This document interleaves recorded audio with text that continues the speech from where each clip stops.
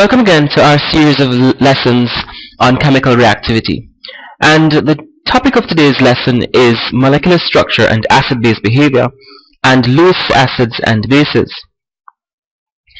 Now, our last lectures, we've been looking at the behavior of acids in solution and using the chemical equilibria of the dissociation of these acids in solution to give us an idea of the strength of these acids and bases in solution. But one of the things that we haven't really been looking at is how it is that the structure of acids and bases in fact impact their acid-base behavior, or how it is that the structure of acids and bases impact the strength of the acid and base. And that's what we're going to be looking at in today's lecture. And we're going to start off by asking these two questions. One, why is HCl a strong acid and HF is a weak acid? Considering the fact that HCl and HF are both made up of electronegative elements or atoms, Cl and F, and also that they are in the same period or the same group of the periodic table, as well as they're of similar molecular structure. And also, why is acetic acid is a stronger acid than ethanol, but a weaker acid than chloroacetic acid, considering the fact, again, that the molecular structures are generally the same. Of course, acetic acid is an acid, and ethanol is an alcohol, but both are acids. But acetic acid is stronger than ethanol in its acidity, but weaker than chloroacetic acid in its acidity. Now, if we think of acids as involving the loss of proton, we can then relate the strength of an acid to the ease of loss of protons when they are added to water, or when they are reacting with bases. And so, one of the things that you're going to be seeing underlying our discussion is bond breakage, the ability for that proton X bond to be broken, and X being an atom that the proton is bonded to, and also relating the strength of that bond to the extent of bond breakage, or the ease of bond breaking, the ease of loss of the proton. And also you're going to see electronegativity difference, or in other words, polarity of that bond, particularly as it relates to acids, will play a part. And so at the end of this lecture, you'll be able to use molecular structures to contrast the strength of acids and and discuss the factors that give rise to the strength of the acid, particularly as it relates to binary acids, oxoacids, organic acids as examples, and then to also use molecular structures to contrast the strength of amines as bases, and discuss the factors that give rise to the strength of these bases. And then we're going to turn our attention very briefly to exploring a new concept, another concept, a broader concept of definition of acids and bases, namely Lewis acids and bases, and then to spend a little time to identify these Lewis acids and bases based on their structure, but also to correlate them or to relate them to electrophiles and nucleophiles in organic reactions. So we're going to start out with looking at binary acids. And binary acids are compounds containing acidic protons bonded to a more electronegative atom. In other words, a binary acid is a compound that has two different elements, but one of the elements is a hydrogen that is bonded to a more electronegative atom. And simple examples of binary acids include hydrochloric acid, hydrochloric acid, hydrobromic acid, hydroiodic acid, and hydrosulfuric acid. Hydrosulfuric acid being a member of another group. All of these are of the same group periodic table. So let us look at these four here, the fluoro to the iodo, and see what happens when it is that these acids are added to water. Clearly, they form the conjugate base X minus, so F minus, Cl minus, Br minus, I minus, and H3O plus. And now this table here is showing us the acid dissociation constant of these acids, and we're seeing that as we are moving from fluoro to iodo, that is going down the group, that the dissociation constant, the acid dissociation constant, is increasing. That is to say that our acid strength is increasing going down the group. I think this is supposed to be increasing going down the group. This is an error here, as we are going from HF to HCl to HBr. The acid strength is increasing going down the group, clearly because if we look at HI, then the acid dissociation constant is 10 to the 10, which tells us that the equilibrium constant is more directed to the right of the equation, and therefore is a stronger acid. So this is just an error. I'll make a correction of it in the actual lecture slides themselves. So the question is, why is it that HI, which is lower in the group, is a stronger acid than HF, which is higher in the group? Now we can clearly understand that all of the atoms that the hydrogen is bonded to are electronegative, right? Does the electronegativity of these atoms have anything to do with their strength? And I guess to an extent that there is. If we think of fluorine being more electronegative, it means that it will pull on the electron in that HF bond greater and make that HF bond a shorter bond and a stronger bond. And in the case of HI, the iodine is less electronegative than the Br and than the Cl and than the F, and hence is not going to pull on that electron in that HI bond as much. And so the bond length in comparison to the Br, the HBr, the HCl, and the HF is larger, so is longer, is greater, and the corresponding bond strength is lower. So a longer bond is a weaker bond, and a shorter bond is a stronger bond. And we can see the strength of the bond, or we can measure the strength of the bond in terms of the bond dissociation energies, where we're seeing that for HI, the bond dissociation energy is 297 kilojoules per mole, and for HF it is 569 kilojoules per mole, almost twice, which tells us that HI is a weaker bond because it's a longer bond. HF is a stronger bond because it's a shorter bond. And so if we go back to what we understand about acids having the ability to give up protons, right? If it is that the proton is strongly bonded or strongly connected to that atom, that electronegative atom, then it means that its ability to be lost is reduced or is diminished.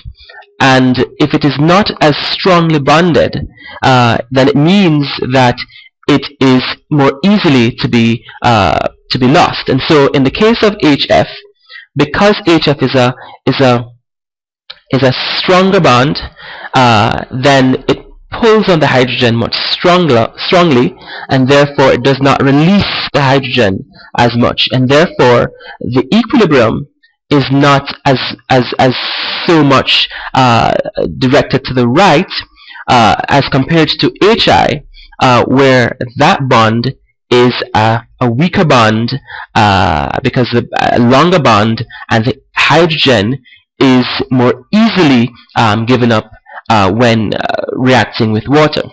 And so that is really the reason why it is that the the acid dissociation constant in HI is much greater than in HBr, than in HCl, than in HF, giving rise to, indicating rather, that the strength of HI is greater than HBr, than HCl, than HF in water. So what about binary acids in the period? Let us look at the binary compounds of hydrogen in period 2 of the periodic table. Namely, and we're going to start out with from methane, ammonia, water, and hydrogen fluoride, or of course in aqueous solution, hydrofluoric acid. Now what we're seeing here is that acid strength is dependent on the polarity of the bond. What is this polarity? The polarity is also related to the electronegativity difference. It is seen in the case, you could probably say that it is also playing a part in the previous case that we just looked at, but not so. Polarity really has to do with opposite poles along an axis. And if we think of the axis as a bond, then if we have, let's look at HF, the fluorine is highly electronegative. It's the most electronegative element, right? And hydrogen, which is not particularly electronegative. So the electronegativity difference is going to be very great. In fact, it's measured to be, well, the electronegativity of A is 4, and so the electronegativity difference is going to be great. I think hydrogen is probably 1 or less than 1, something like that. And so what we're seeing is that the bond is very polar, meaning that because fluorine is highly electronegative, it will pull on the electrons in that bond and also on hydrogen very strongly.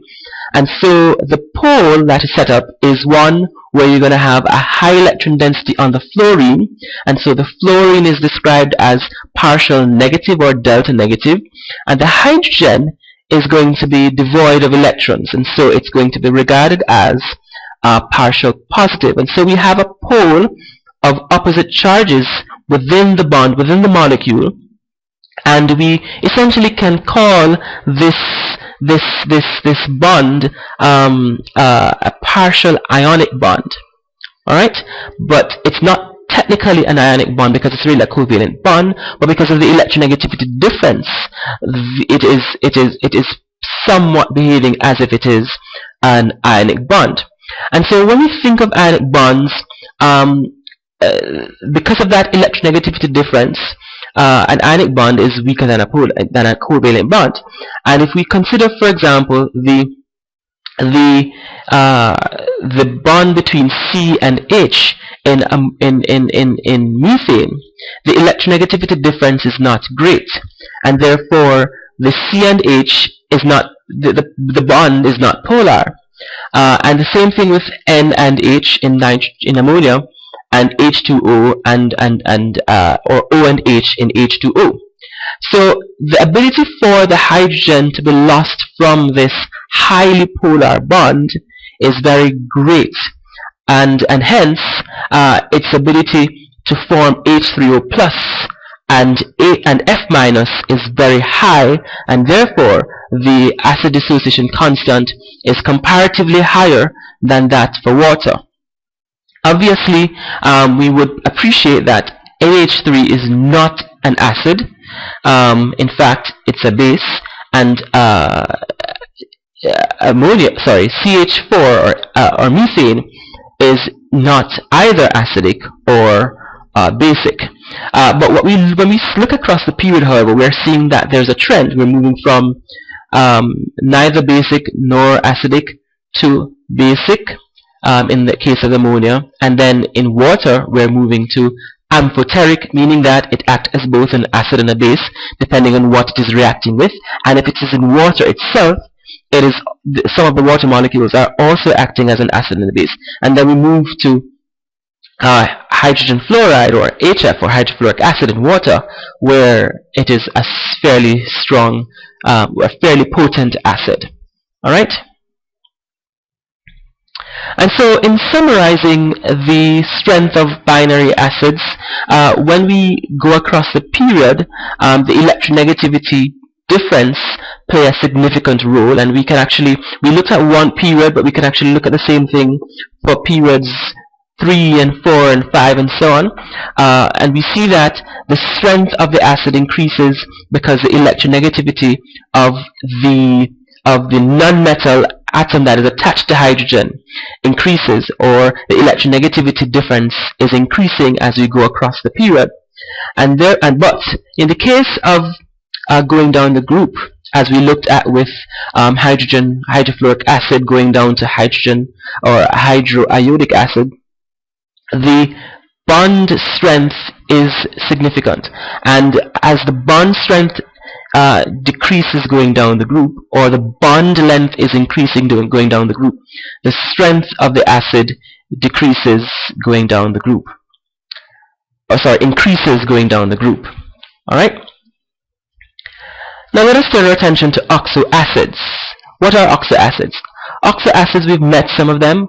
For example, sulfuric acid, nitric acid, phosphorus acid, and so on. Essentially, oxoacids are those acids that have this formula HMXON. So, for example, H2SO4, H2SO4, where M is 2 and N is 4.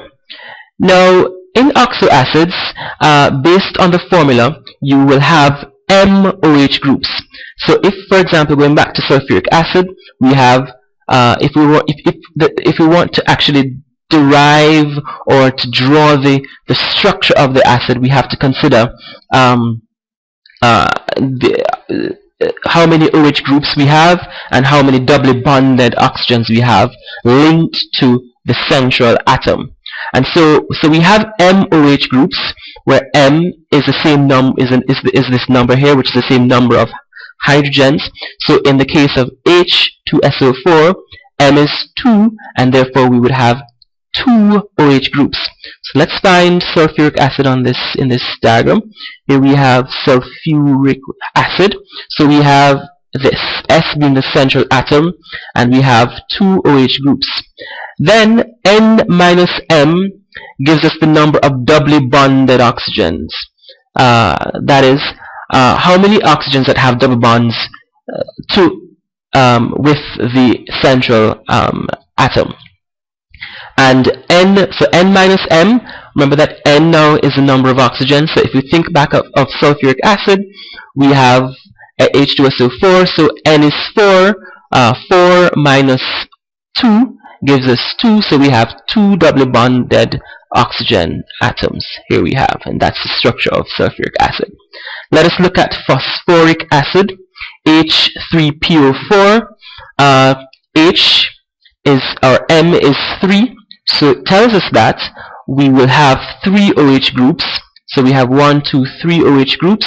Obviously, P is the central atom, and we have it's H3PO4. So oxygen or N is 4.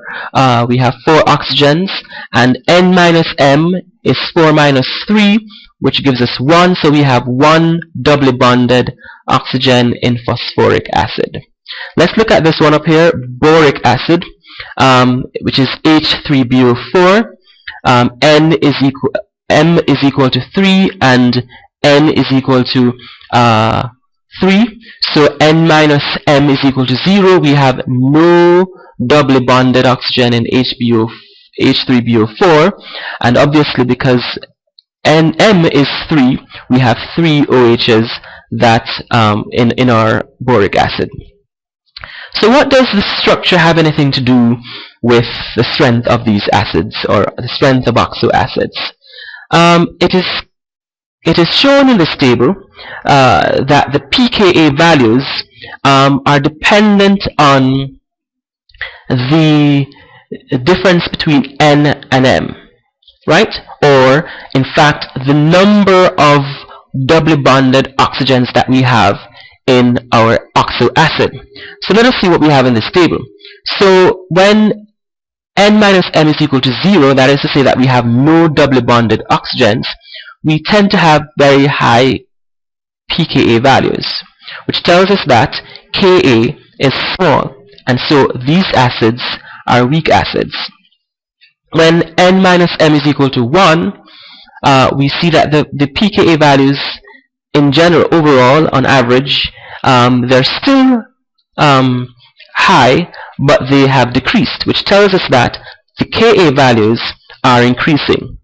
When N minus M is equal to 2, we see pKa values around 0 and minus something, which is telling us that the strength of the acids are increasing because the Ka values are increasing. And in the case of HClO4, we have pKab minus 10, and in this case we have N minus M being equal to 3. So that is to say that for acids that have 3 double bonded oxygens tend to be stronger acids than acids that have 2 double bonded oxygens, than 1 double bonded oxygen, than no double bonded oxygen.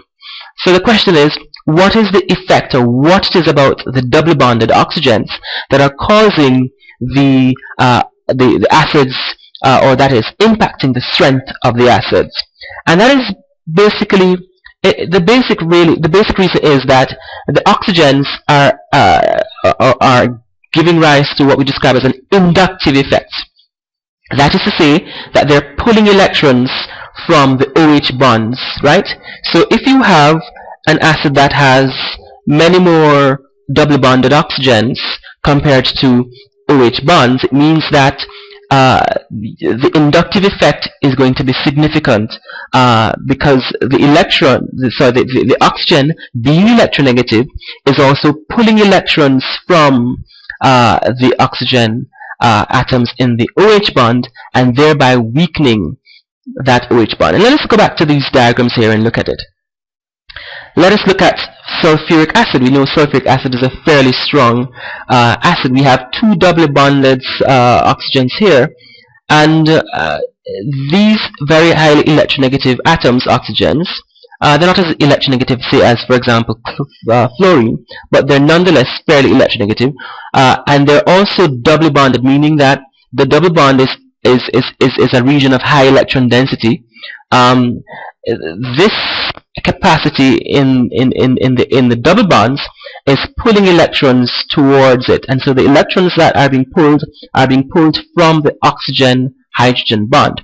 If you're pulling electrons from the oxygen-hydrogen bond, it means you're pulling electrons out of it, and you're weakening the oxygen-hydrogen bond. And if you're weakening the oxygen-hydrogen bond, it means that you are the hydrogen has a great ability to be lost, or to be broken off, or to be liberated, and giving rise to a conjugate base and H3O+ in water. Now let us look at perchloric acid, which is a very strong acid. Based on the table that we have, perchloric acid is minus 10, pKa value of minus 10, probably the most probably the strongest acid that I'm particularly familiar with. Now, if you look at perchloric acid, we have 3 doubly bonded oxygen atoms that are also bonded to a very highly electronegative chlorine.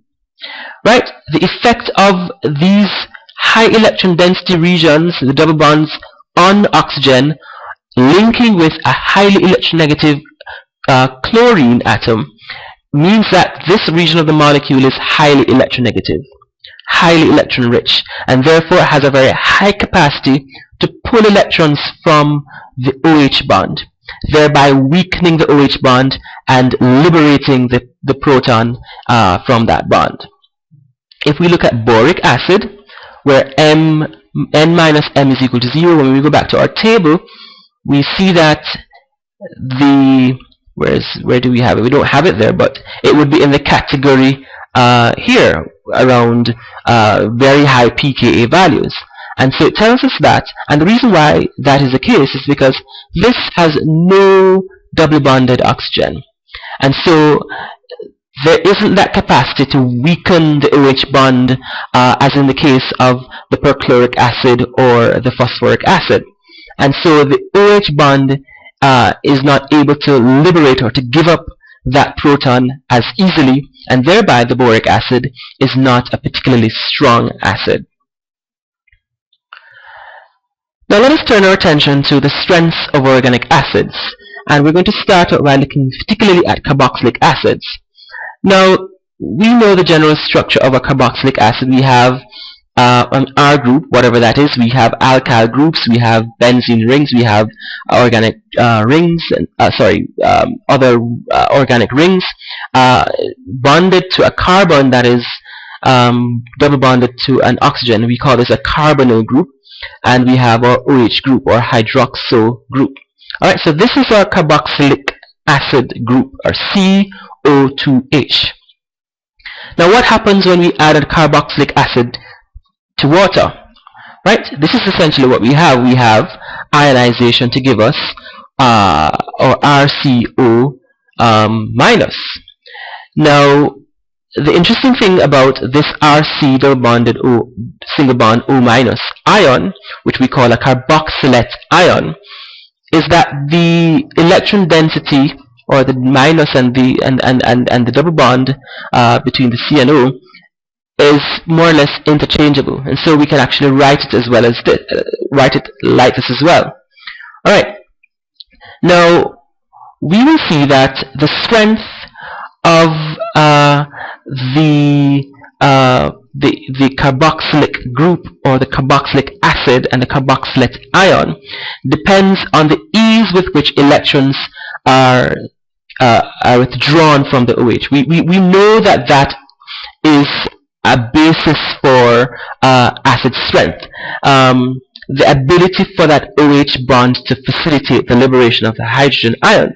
And so if we go back to our acid, if we're weakening this OH bond, right, it means that we have a stronger acid, and our ability to weaken this OH bond is what is going to give rise to the strength of the acid.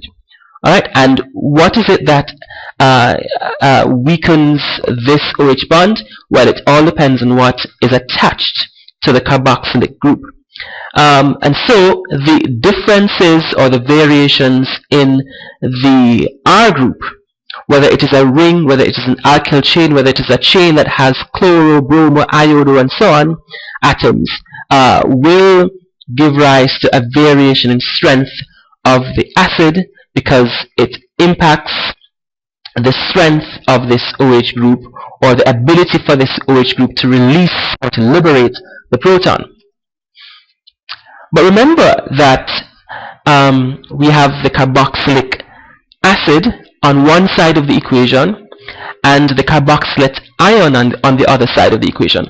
The strength of the acid, based on what we have looked at in the previous lectures as well, is also dependent on the strength of the conjugate base that is formed.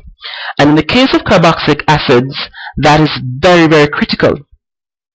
Let's go back to our equation. So we have our carboxylate ion formed in solution.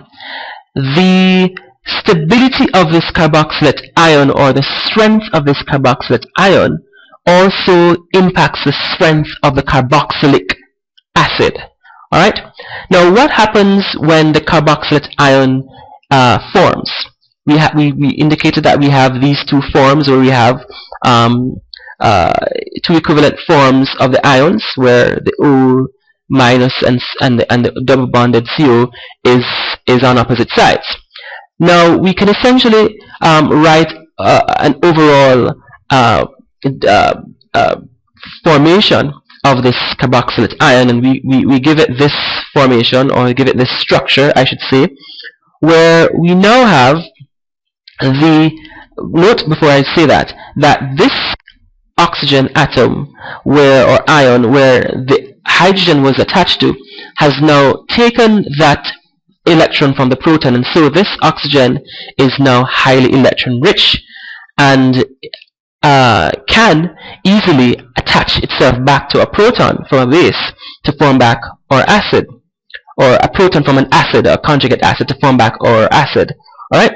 But what happens in reality is that the electrons on the oxygen tend to now delocalize or spread across the OCO bonds.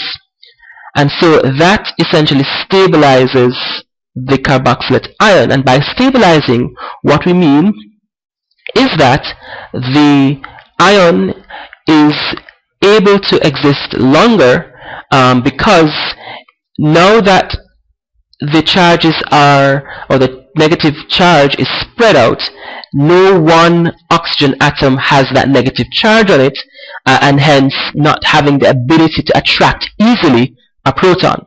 And so the negative charge is spread out between the OCO bonds, and it reduces the ability of either oxygen atom to attach or accept a proton. And because we know that our carboxylate ion is a conjugate base, right? And if we say that carboxylic acids are weak acids compared to, say, nitric acid and other acids, then a weak acid is going to give rise to a strong conjugate base. But the stabilization, and we call this the resonance stabilization, the resonance stabilization of this carboxylate ion reduces the ability for a proton to attach itself back to either one of the oxygen, because it doesn't have, the oxygens do not have a negative charge, and therefore the conjugate base is weaker than it was. Alright? So what is it that can impact the resonance stabilization of our carboxylate anion? Well, we have two situations, or two cases. One, where we have electron withdrawing groups. Now these electron withdrawing groups are substituents that removes electrons from the negative oxygen of the carboxylate ion and leading to a stabilization of the ion. Now let's think about it again. So we have our carboxylate ion, right? Let's just take one of these, the carboxylate ion. We will have resonance stabilization, where we will have an equal distribution of the electron cloud. If we have a substituent, that is, in the case of R, that is pulling electrons from our carboxylate ion, right, it is allowing for an increase in the stabilization of the ion, because it is going to be pulling electrons from this negative part of the ion across CO and also towards itself. And so it is increasing the resonance stabilization of the carboxylate ion. Because it is increasing the resonance stabilization of the carboxylate ion, it is diminishing the capacity for the carboxylate ion to accept a proton. And therefore, this effectively will shift the equilibrium to the right of the equation, and therefore increasing the acidity of the acid. Now, on the other hand, we have electron donating groups, and these are substituents that basically add electrons or pour electrons toward the negative oxygen of the carboxylate ion. If you go back to our diagram, we have our negative ion, or our negative oxygen. If this R is an electron donating group, it's going to be pouring electrons onto the carbon, which is also going to be fueled onto this negative oxygen. And so this negative oxygen will become more negative, and it will, the capacity for it, if it's more negative, it means that it has a stronger ability to attract a proton, and thereby it will now become a stronger conjugate base. And therefore, if you have a stronger conjugate base, it means that the equilibrium will be shifted to the left of our equation, and therefore we will have a weaker acid, or acidity decreases. So let us look at the effect of a hydrocarbon chain, or some examples, and we're going to start it with one with a hydrocarbon chain, with R being a hydrocarbon chain. What do we know about hydrocarbon chains? Well, we know that they're electron donating. And so the hydrocarbon chains will essentially donate electrons onto our carboxylate anion, thereby increasing the acidity of our carboxylate group. Alright? Before we even get to the carboxylate anion, we can also think of the carboxylic group itself, and think of the OH bond in the carboxylic group. If the R is donating electrons into the carboxylic group, it means that it is strengthening that OH bond. If it is strengthening that OH bond, it means that the OH bond is going to be shorter, right? A stronger OH bond is a shorter OH bond, and it means that the ability for the proton to be lost from that stronger bond is reduced, and therefore the acid is a weaker acid. Alright? And so adding acids, and so if you think of carboxylic acids with alkyl chains, and in comparison to acids that don't have alkyl chains, one can expect that carboxylic acid is a weaker acid because that OH bond strength is greater. The ability for the hydrogen to be lost is lower because that R group is donating electrons and increasing the strength of that OH bond. So we can think of it from that perspective, but we can also think of it from the perspective of the anion that is formed, or the anion that is formed, and the R group is going to be donating electrons to it, thereby increasing the electron density on the negative part of the negative oxygen, increasing this, and therefore the ability for this to attract a proton is going to be greater, and then it will shift the equilibrium to the left, thereby giving rise to a weaker acid. But one of the things that we realize is that chain length does not have an effect really on the strength of the acid. So for the most part, organic acids of varying, carboxylic acids of varying chain length are more or less of the same value. Usually the electron donating effect decreases or doesn't really change after 2 carbons. Alright, so if we look at these 2 examples, this is ethanoate, right, anion, or ethanoic acid to form the ethanoate anion, and this is octanoic acid to form the octanoate anion. We see that the acid dissociation constants are more or less of the same order, with this one, the shorter one, being slightly greater. Now, what if it were that we were to add an electron donating group onto our alkyl chain? Here we have again the ethanoate, and in this case chlorine attached to the carbon. What do we know of chlorine? It's a highly electronegative element. It is going to pull electrons from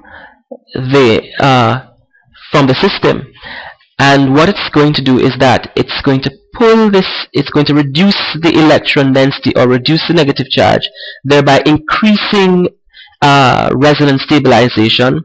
And therefore, if it is increasing resonance stabilization, it means that this ion does not have a strong ability to attract protons, and hence the equilibrium will be shifted to the left, or sorry, to the right, and therefore it will be a much stronger acid than in the case of a normal alkyl chain. We can also think of it in terms of the acid as well. The chlorine is going to be pulling electron from the system, and it will be weakening that OH bond. If it's weakening that OH bond, it's going to cause the hydrogen in that OH bond to be more easily liberated. And so organic acids that have electron withdrawing substituents essentially will weaken the OH bond, but also stabilize or resonance stabilize the carboxylate ion, and ultimately increasing the acid strength. So here we have a table giving a depiction of that. We have these haloalkanoic acids. So we have iodo and we have chloro. We know that chloro is more electronegative than iodo, and therefore the impact of this electron withdrawing group is going to be greater. It's going to weaken the OH bond more strongly than the iodo, and also the carboxylate ion that is formed, it will resonance stabilize the carboxylate ion more greatly, thereby reducing the ability for that carboxylate ion to accept a proton, and therefore allow for the equilibrium to be more shifted to the right. And so that is why Ka is of a higher value in the case of the chloro acid than in the iodo acid. We also see that proximity plays a very important role as well. So if we look at this chloro close to the carboxylate group, the dissociation constant is much higher than when it's further away, and that's because it being closer has a stronger effect. It's able to pull more strongly electrons from the carboxylic group, thereby more strongly weakening that OH bond, but also more strongly, in the case of the carboxylate ion, resonance stabilizing it, and thereby ensuring that the acid itself is a stronger acid. And then when we have two chloro groups, the effect of two chloro groups means that you have enhanced electron pulling from the carboxylate group, and therefore thereby weakening the OH group even further. Hence, it's able to more easily liberate the hydrogen from the carboxylate group. But also in the case of the carboxylate ion that is formed in the reaction, it resonance stabilizes that carboxylate ion even greater, and therefore that's why our Ka value is greater in this case than that case. So what is the effect of substituents on benzoic acids effectively? What do we know of benzoic acid? Benzoic acid essentially is a group, a carboxylic group, right, that is attached to a benzoic or a benzene ring. And what do we know about benzene rings?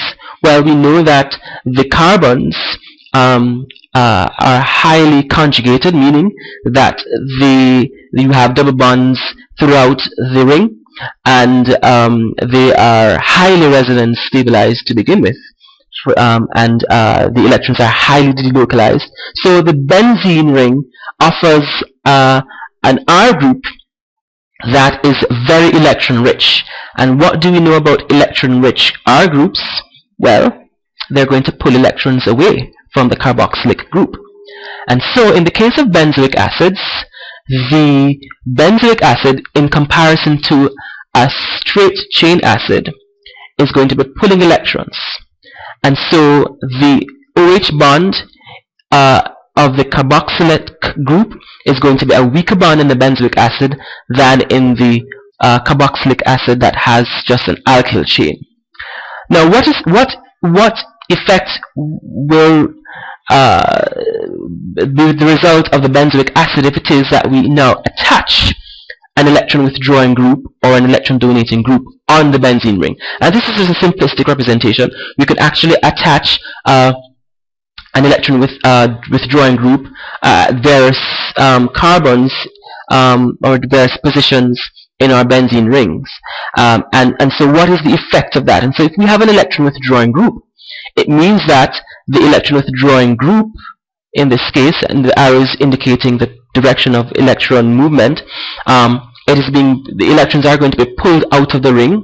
And if electrons are being pulled out of the ring will have to compensate for that loss of electrons, and will now pull electrons even greater from the carboxylic group, thereby weakening that OH bond. Right? If the OH bond is weakened, then it means that the H is more easily liberated.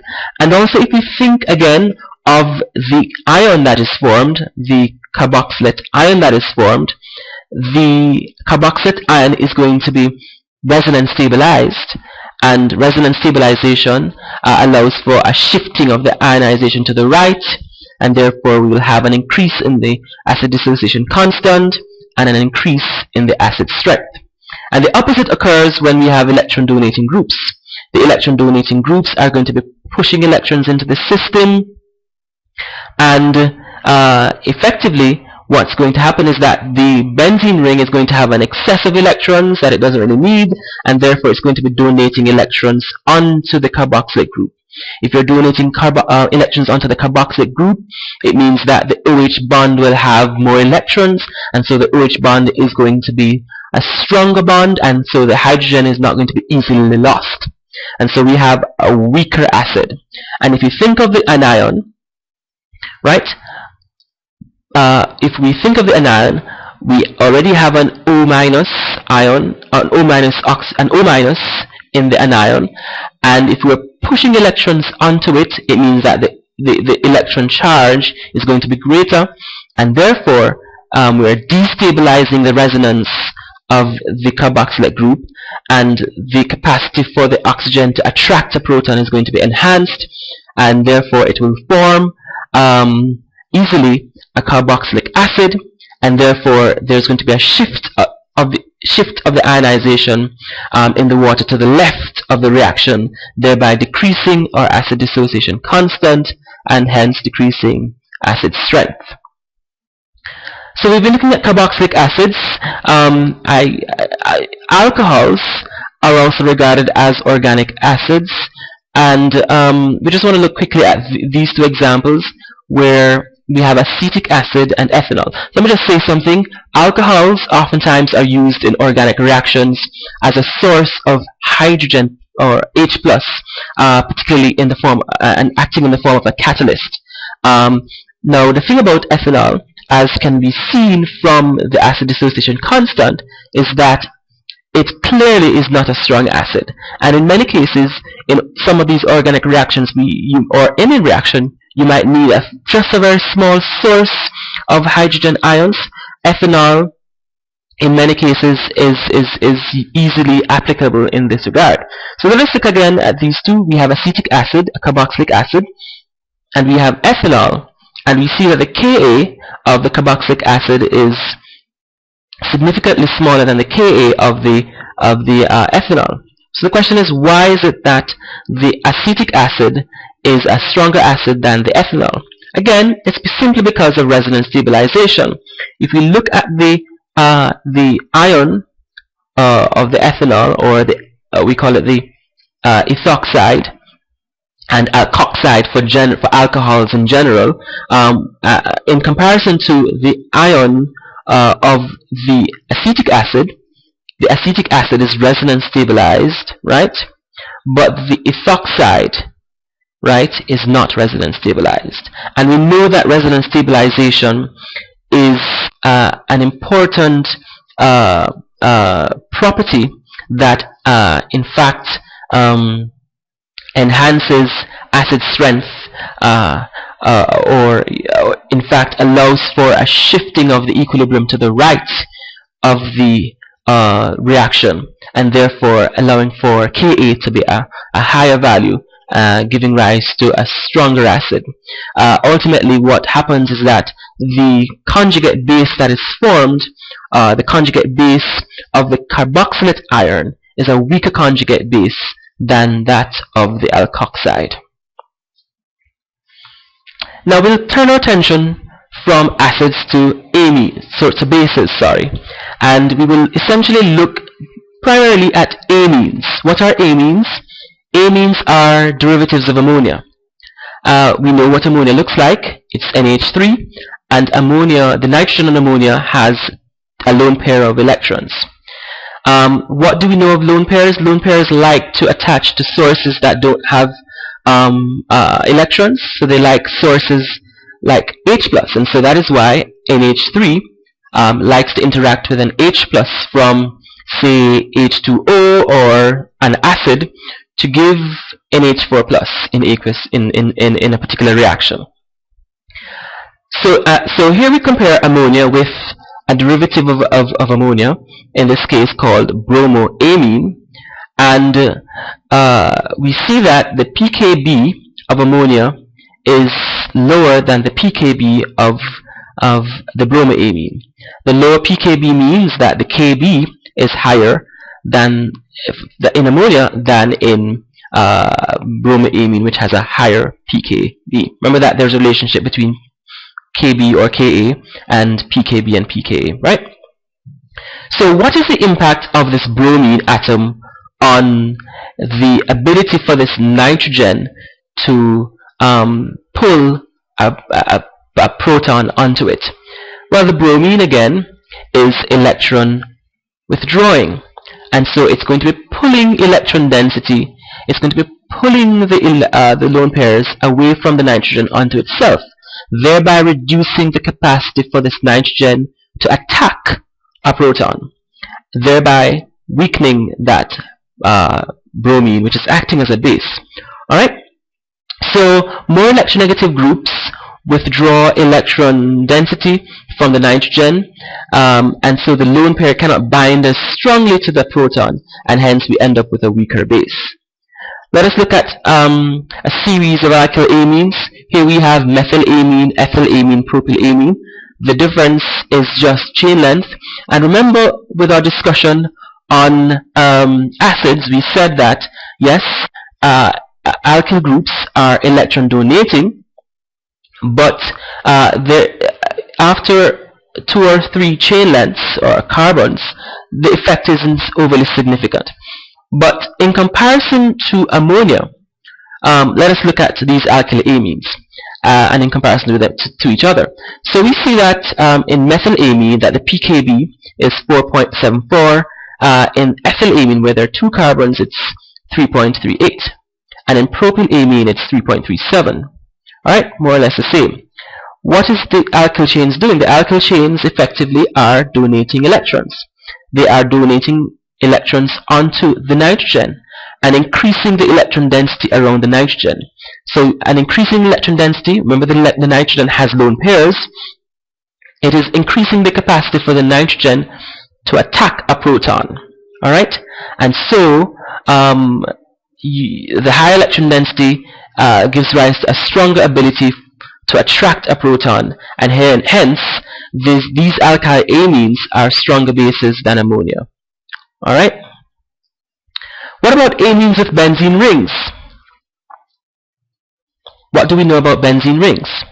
Benzene rings are sources of high electron density. Alright? How does an amine with a benzene ring compared to an amine with just a normal saturated ring? By saturated we mean that all the carbons are bonded to hydrogens and carbon. Alright, so let's look at this example here of aniline, right?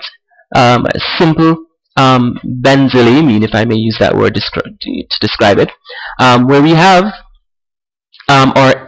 nitrogen with its 2 lone pairs. Now, remember that our benzene allows for resonance stabilization, it allows for delocalization of electrons, meaning that it allows for electrons to move within its environs. And so if we have a nitrogen or an amine group attached to a benzene ring, we will have delocalization of electrons into the benzene rings. So we'll have this nitrogen, the lone pairs on the nitrogen will move onto this carbon to form a double bond, and then the electrons will move from this carbon onto this carbon, and so we'll have this sort of a ripple effect of electron movement throughout the ring system. Alright, and so what we're seeing is that when we have that kind of electron movement, this nitrogen now has lost its lone pair, and also the nitrogen has 4 bonds to it, and nitrogen has the capacity to have only 3 bonds. If we think of NH3, right? NH3 ammonia has 3 hydrogens and a lone pair. If we attach a proton to it, it's now NH4 plus. And so this is the same thing that is occurring here, where we now have NH2 plus, and that is because we now have 4 bonds to the nitrogen. So because you have the electron movement now, you have the negative charge. Now you now have set up a positive charge on the nitrogen. The molecule has to be neutral, and so the movement of the lone pairs means that there's movement of the negative charge throughout the benzene ring. And so we end up such that the aniline molecule has a positive nitrogen and a negative carbon. And if we have a positive nitrogen, it means that that nitrogen does not have a very strong affinity for protons, because protons are positively charged. And so if we compare aniline with cyclohexylamine, which is a normal ring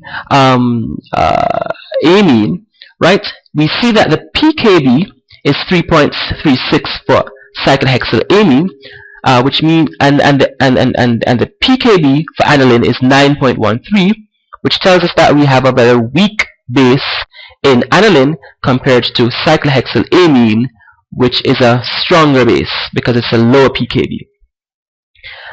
Right? And so the idea is that the withdrawal of electron density from the nitrogen atom causes the aniline to be a weaker base than the cyclohexene. You are reducing the capacity for the nitrogen to attract a proton to become a base.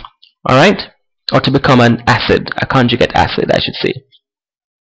Alright, so we went through a lot, and we're going to summarize what we've learned to an extent by looking at this concept question.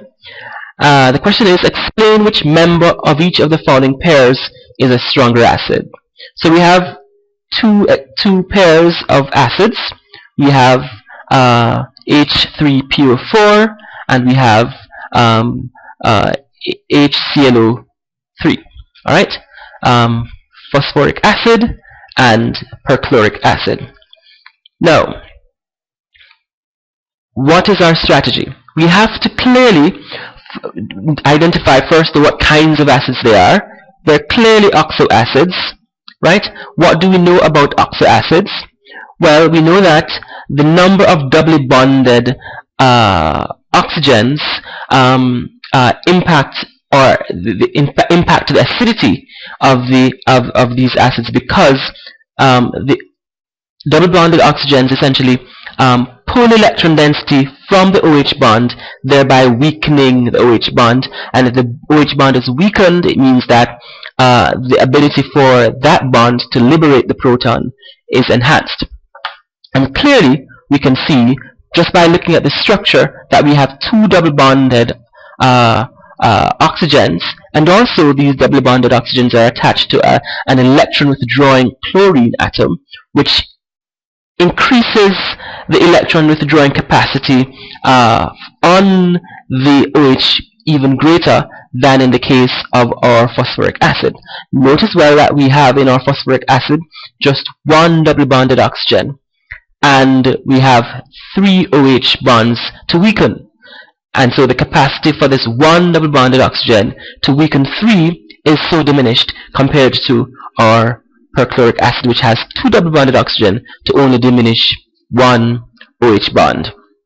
Alright, so that is one way we can look at it. But say that we didn't have the molecular structures to begin with, right? We would have had to now calculate N minus N for the oxoacids and determine the number of double bonded oxygens that we have. So we essentially are coming back to the same thing. And so for H3PO4, N minus M is equal to 4 minus 3, which is equal to 1. Remember that N is 4 and M is 3, right? And N minus M gives us the number of doubly bonded oxygens. So we have one double bonded oxygen in our H3PO4, which is seen there, and in the HClO3 we have 2 double bonded oxygen as calculated. And so the double bonded oxygen, as I said before, in addition to the more electronegative atom on our perchloric acid, withdraws electron, essentially weakening the OH bond, and therefore our perchloric acid is a stronger acid, in fact a significantly stronger acid. Part B, solution B, let us look at these two chloropropanoic acids. We have 3 chloropropanoic acid, 3 because it's attached to carbon 3. We have 1 carbon, 2 carbon, 3 carbons, chloropropanoic. And here we have 2 chloropropanoic propanoic, sorry, we have carbon 1, 2, and 3. This chlorine is on carbon 2. So what is our strategy? Well, clearly the chloro here is closer to the carboxylic group, and chloro being an electron withdrawing group will pull electron density from our carboxylic group, thereby more so weakening this OH bond, and therefore the H on the carboxylic group is able to be lost more easily, and hence our 2-chloropropanoic acid is a stronger acid than our 3-chloropropanoic acid. So our final look in this lecture focuses on Lewis acids and bases. Now, our understanding of Arrhenius acids and bases is that they're acids and bases in aqueous solutions, and for Bronsted-Lowry acids and bases, they're acids that are not necessarily in aqueous solution. They are in aqueous, but also in non-aqueous media. Now, clearly, aqueous and non-aqueous media are in solutions, and that essentially limits our definition or description of acids and bases, because we have reactions that take place in gaseous environments, and we have reactions that take place in solid environments. We have solid state reactions and we have gas phase reactions.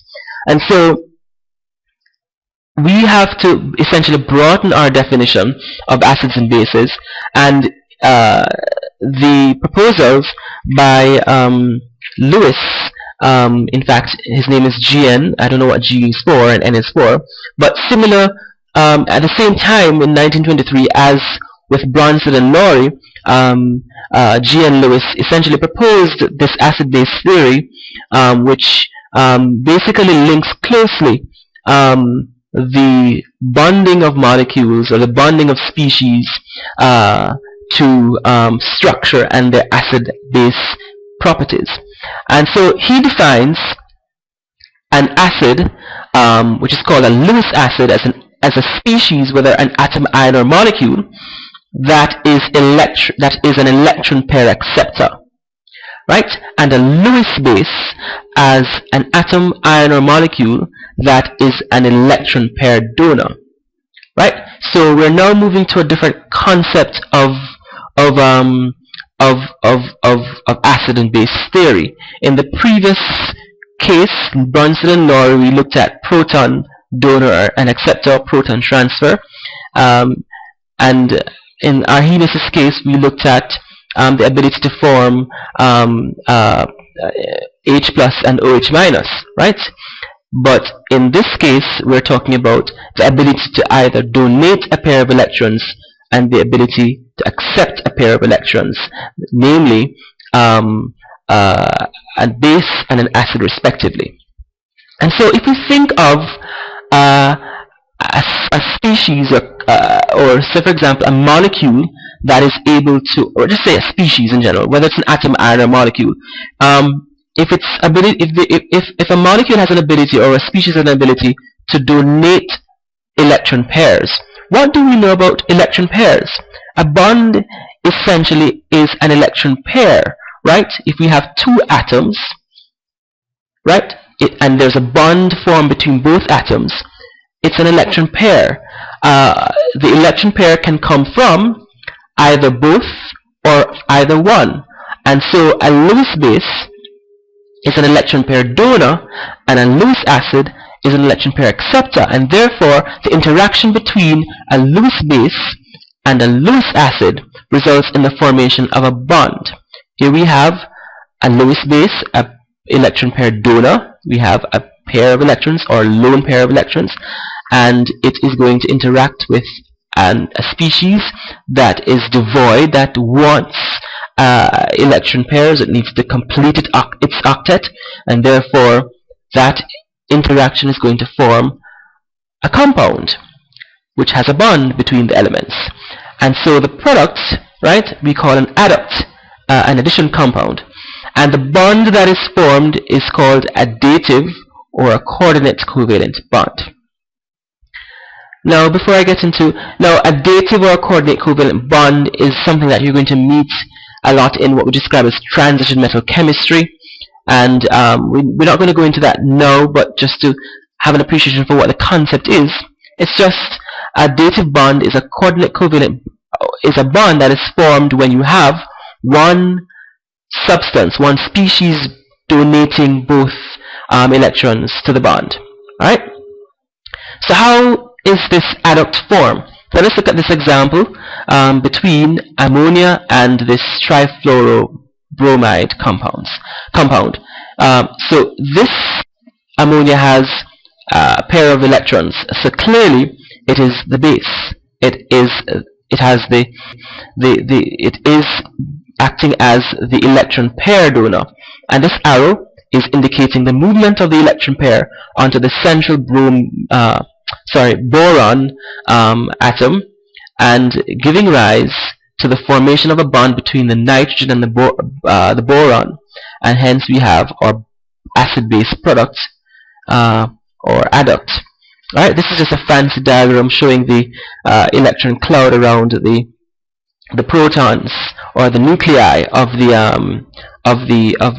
molecules, the nuclei of the atoms of the molecule. And here we have the protons again, the electron pair again being donated to the central boron acceptor. All right, to form our acid-base adduct. All right, so that's simply it as it relates to Lewis acids and bases for now. What we want to do, however, for the next lecture is that we want to establish a relationship between a Lewis acid and a base and electrophiles and nucleophiles. We should know what an electrophile is, and we should know what a nucleophile is. And the thing about it is that in organic chemistry and in organic chemistry reactions, the terms Lewis acid and base are used interchangeably with electrophiles and nucleophiles. And we want to explore some commonalities between electrophiles and nucleophiles with Lewis acids and bases in the subsequent lecture to this video. Alright, so let us summarize what we've learned. We've clearly learned a lot, but as you can recognize, the need for covering content outside of the lecture, because if you were to have tried to do this in the lecture, it really would not be working. And so let us summarize what we've learned. We basically come across or come to appreciate that acid and base strength is dependent on the molecular structure. As it relates to, we've met a number of acids, binary acids, oxo acids, carboxylic acids, and we've looked at amines functioning as bases. As it relates to the strength of binary acids, we've seen that the strength is dependent on bond strength and bond length, and to an extent bond polarity, but the focus is dependent on where in the periodic table you're looking at. So for example, if you're looking at the period, going across the period, then bond polarity becomes more important, but if you're going down the group, bond strength and bond length become more important. As it relates to oxo acids, which are of the molecular form HMXON, where X is the central atom, the strength of oxo acids increase with increasing value of N-M, which is indicative of the number of doubly bonded oxygens. We looked at carboxylic acids, and we see that the strength of the carboxylic acid is dependent on the polarity or the strength of the OH bond, but also the extent to the resonance stabilization of the carboxylate ion in solution.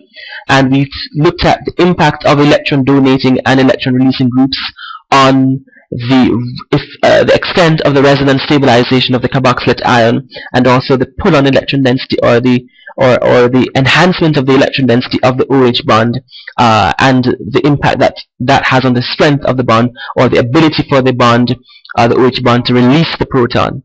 Then we looked at amines as bases, and we again see similar things as it relates to the carboxylic acids, where electron donating or releasing groups will impact on the electron density or the ability for the nitrogen atom in that base to accept a proton. And then we concluded by looking very briefly at a broader definition of acids and bases, namely Lewis acids, which are electron pair acceptors, and Lewis bases, which are electron pair donors. And then for the next session, I want you to look at this concept question 6.7,